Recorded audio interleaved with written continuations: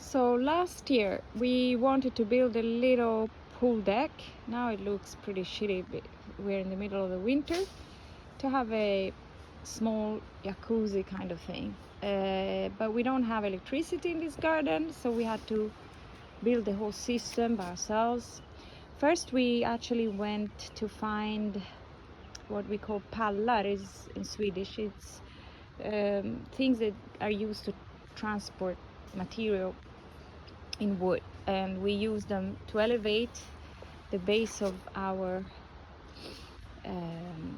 pool area here, and then we covered it with some wood planks, and then we bought for 30 euros a plastic box. Doesn't look very nice, I know, but it does the job because we used it to hang a solar panel that is connected to a battery.